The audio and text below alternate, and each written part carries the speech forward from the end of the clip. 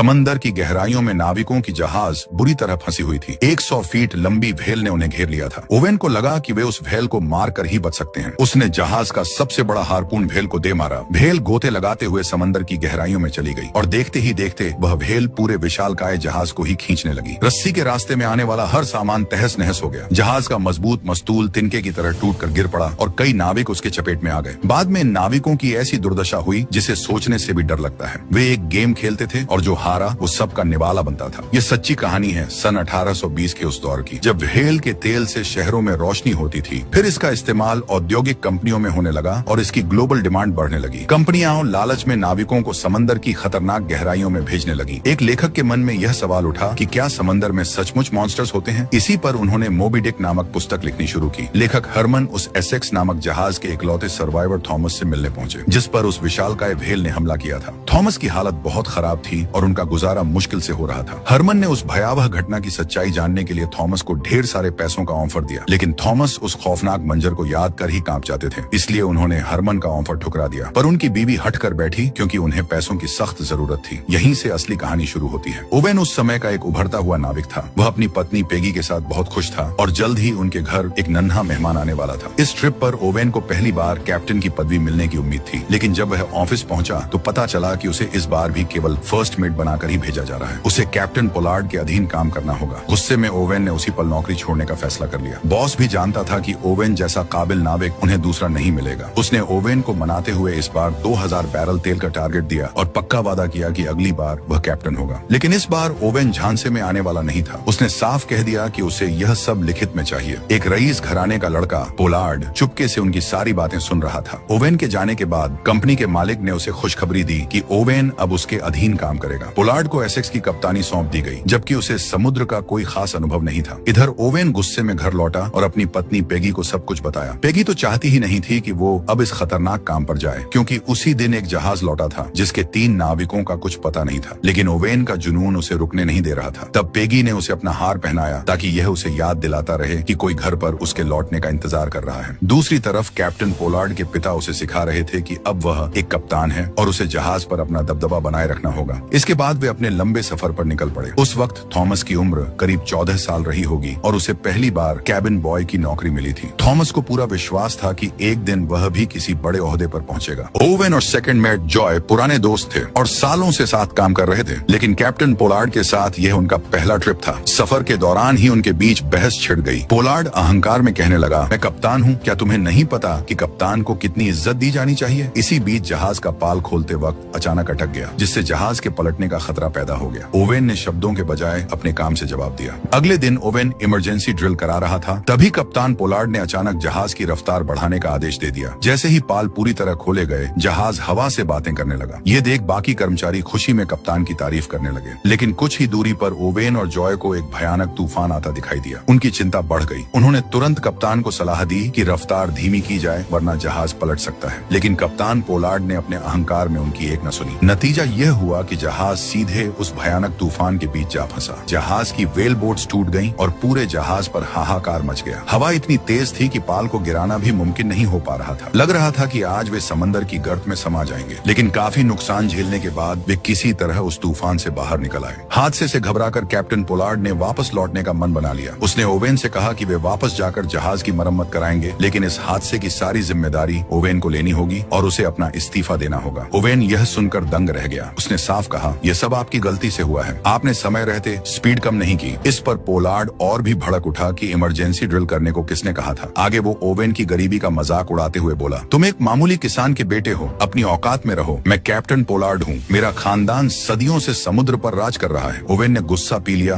और समझदारी दिखाई। उसने पोलार्ड को समझाया कि अगर वे अभी खाली हाथ लौटे तो पूरे शहर में उनके परिवारों की बदनामी होगी। ओवेन ने एक समझौता किया। वे 1 साल के अंदर जहाज को तेल से भर देंगे और वापस लौटने के बाद अपने अपने रास्ते निकल जाएंगे। कैप्टन पोलार्ड को ओवेन की बात वाजिब लगी और उन्होंने सफर जारी रखा। 3 महीने तक समुद्र में खाक छानने के बाद आखिरकार उन्हें व्हेल का एक विशाल झुंड दिखाई दिया। ओवेन के आदेश देते ही व्हेल बोट्स को पानी में उतारने की होड़ मच गई। पलक झपकते ही वे उस झुंड के करीब पहुंच गए। सिर्फ बड़े व्हेल ही उनके काम की थी। उन्होंने उनमें से एक विशाल व्हेल को चुना, जिससे करीब 50 बैरल तेल निकलने का अनुमान था। ओवेन ने पूरी एकाग्रता के साथ सटीक निशाना साधा और अपना हारपूण उस व्हेल के शरीर में दे मारा। शिकारियों को लगा कि थोड़ी दूर भागने के बाद वो व्हेल दम तोड़ देगी और वे इस जीत का जश्न मनाने लगे। लेकिन तभी खेल पलट गया। वह व्हेल बहुत ताकतवर निकली। भागती हुई व्हेल की वजह से रस्सी इतनी तेजी से घिसने लगी कि उसे थामे हुए थॉमस की हथेली एक झटके में लहूलुहान हो गई। नाव की रस्सी खत्म होने की कगार पर पहुंच गई थी। अब उनके पास सिर्फ दो ही रास्ते थे, या तो वे रस्सी काट दें या फिर वह विशालकाय व्हेल उनकी छोटी सी नाव को अपने साथ समंदर की गहराइयों में खींच ले जाएगी। इससे पहले कि पहली रस्सी खत्म होती, उन्होंने फुर्ती दिखाते हुए दूसरी नाव की रस्सी उससे जोड़ दी। लेकिन कुछ ही पलों में वह रस्सी भी खत्म होने लगी और घबराए हुए नाविक रस्सी काटने पर उतारू हो गए। पर ओवेन ने अपना हौसला नहीं खोया। उसने आखिरी दम तक रस्सी काटने नहीं दी। आखिरकार उस विशाल जीव की ताकत जवाब दे गई और वह दम तोड़कर पानी की सतह पर आ गई। थॉमस को आज भी वह बदबूदार गंध याद थी जब उसे चर्बी निकालने के लिए उस विशाल व्हेल के सिर के अंदर भेजा गया था। इसी तरह व्हेल की तलाश में साल बीत गए, लेकिन उनके 2000 बैरल तेल ले जाने का लक्ष्य पूरा नहीं हो सका। कैप्टन पोलार्ड और फर्स्ट मेट ओवेन के बीच की कड़वाहट भी बढ़ती गई। एक दिन उनकी किस्मत उन्हें एक अनजाने टापू पर ले गई, जहां उन्हें एक फ्रांसीसी जहाज का कैप्टन मिला। उस कैप्टन के पास व्हेल्स के बारे में गुप्त जानकारी थी। कैप्टन पोलार्ड ने उसकी खूब खातिरदारी की और बातों बातों में जानकारी निकलवाई। उस नाविक ने बताया कि भूमध्य रेखा से 1000 लीग दूर उन्हें व्हेल्स का एक झुंड मिला था, जहां से वे आसानी से 3000 बैरल तेल निकाल सकते थे। ये सुनकर जॉय हंस पड़ा, क्योंकि उसकी नजर में कोई मूर्ख ही होगा जो समंदर में इतनी दूर जाने का जोखिम उठाएगा। लेकिन ओवेन और कैप्टन पोलार्ड तो तेल के लिए पाताल तक जाने को तैयार थे। वे बस यह जानना चाहते थे कि आखिर उस फ्रेंच जहाज के साथ हुआ क्या था। तब उस कैप्टन ने खौफनाक खुलासा किया। उसने बताया कि वहां करीब 100 फुट लंबी एक विशाल सफेद व्हेल है, जिसने उनके जहाज को तिनके की तरह तहस नहस कर दिया। उनके 6 लोग मारे गए, लेकिन पोलार्ड और ओवेन को इस चेतावनी से रत्ती भर फर्क नहीं पड़ा। वे बिना सोचे समझे उसी खतरनाक दिशा की ओर अपना सफर शुरू कर दिया। जल्द ही उन्हें व्हेल का वह विशाल झुंड मिल ही गया, जिसके बारे में उस फ्रांसीसी कप्तान ने बताया था। नाविकों में खुशी की लहर दौड़ गई और उन्होंने फौरन अपनी व्हेल बोट्स पानी में उतार दी। समंदर के उस हिस्से में खूनी खेल शुरू हो गया और व्हेल्स पर हार्पून की बारिश कर दी गई। इधर ओवेन की नजर एक बहुत बड़ी व्हेल पर थी। वह उसका पीछा कर ही रहा था कि तभी अचानक एक विशालकाय पूंछ के प्रहार से उनकी नाव खिलौने की तरह हवा में उछली और पलट गई। पानी में गिरते ही जब ओवेन ने अपनी आंखें खोली तो उसके सामने साक्षात मौत खड़ी थी। वही 100 फीट लंबी विशालकाय सफेद व्हेल। ओवेन के लिए